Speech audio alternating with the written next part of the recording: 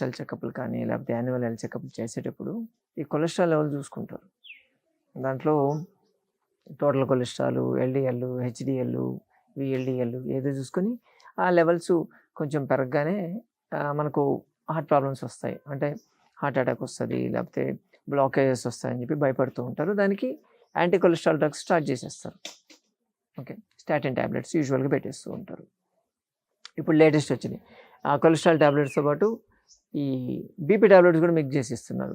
దాంతోపాటు heart medicines కూడా combine చేసి ఇస్తున్నారు. కానీ ఓన్లీ ఈ కొలెస్ట్రాల్ లెవెల్స్‌ని బేస్ చేసుకొని ఇవ్వడం అనేది తప్పని చెప్పి దీనికి బ్లడ్ టెస్ట్‌లో మనకు కావాల్సింది సీఆర్‌పీ లెవెల్స్ కూడా కావాలి. సి రియాక్టివ్ ప్రోటీన్ అంటారు.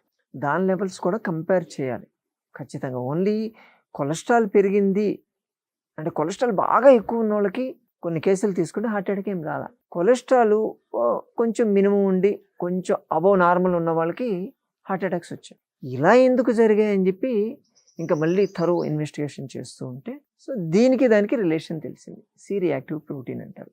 యాక్చువల్గా ఈ సి రియాక్టివ్ ప్రోటీన్ అనేది లివర్ నుంచి బయటకు వస్తుంది. లివర్ సెక్రెట్ చేస్తుంది దాన్ని. ఎందుకు సెక్రెట్ చేస్తుంది అంటే మన బాడీలో ఇన్ఫ్లమేషన్ పెరిగినప్పుడు. ఇన్ఫ్లమేషన్ అంటే ఏంటంటే ఈ వాపులు లాంటివి, స్వెల్లింగ్ లాంటివి రావడం. మన బ్లడ్ వెజల్స్ లోపల ఇన్ఫ్లమేషన్ అయితే అప్పుడు అక్కడ కొలెస్ట్రాల్ డిపాజిట్ అవుతుంది, కొలెస్ట్రాల్ అతుక్కుంటుంది. దానివల్ల బ్లాకేజ్ వచ్చేటువంటి ఛాన్స్ ఉంటుంది ఇప్పుడున్నటువంటి సైన్స్ ప్రకారం.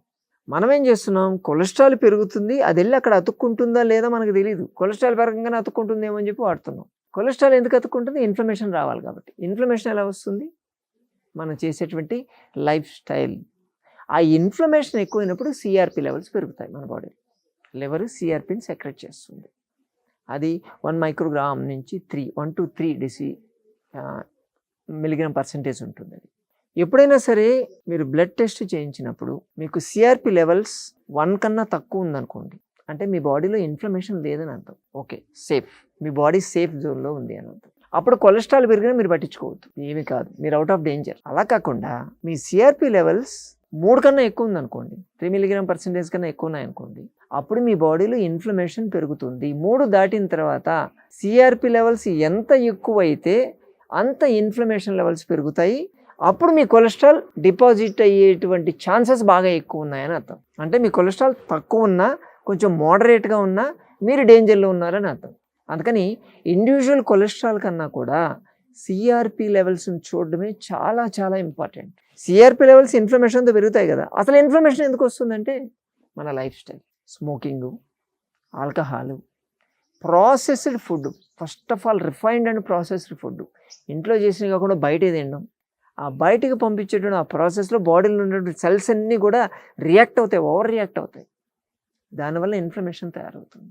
ఆ ఇన్ఫ్లమేషన్ తయారైతే సిఆర్పి లెవెల్స్ బాడీ ఇచ్చేటువంటి ఇండికేషన్. అది జాగ్రత్తగా ఉండాలిరా బాబు అని. సరేనా? కొలెస్ట్రాల్ రాగానే అసలు కంగారు పడవద్దు. దాంతోపాటు సిఆర్పి కూడా చెక్ చేసుకోండి. ఆ 2 ఎక్కువ ఉన్నాయంటే కొంచెం జాగ్రత్తగానే ఉండాలి అని అర్థం. జాగ్రత్తగా ఉండేది ఏముందని, ఒకసారి బాడీ డీటాక్స్ చేసేయమంటాం మన సంజీవిని. టోటల్ బాడీ ఒక 10 days పెట్టేసి డీటాక్స్ చేసి పడేస్తే సిఆర్పి లెవెల్స్ పడిపోతాయి, ఆటోమేటిక్గా పడిపోతాయి. ఎందుకంటే ఇచ్చేటువంటి బాడీలో ఉన్నటువంటి ఆ వాతాన్ని క్లియర్ చేసేసామనుకోండి, ఆటోమేటిక్గా మీకు ఇన్ఫ్లమేషన్ తగ్గిపోద్ది. ఇన్ఫ్లమేషన్ తగ్గితే ఇంక ఇండివిజువల్గా సిఆర్పీలు అవి చూసుకోవాల్సిన అవసరం లేదు. ఇన్ఫ్లమేషన్ తగ్గని సిఆర్పి లెవెల్స్ పడిపోతాయి మీకు. చాలా ఈజీగా జరుగుతుంది. సో హెల్తీ లైఫ్ స్టైల్ కానీ రాగలిగితే ఏ మందుతో పని లేకుండా మీరు బయటపడవచ్చు. సరేనా? చేస్తారు కదా. మరోసారి మరో వీడియోతో మళ్ళీ కలుసుకుందాం. నమస్తే.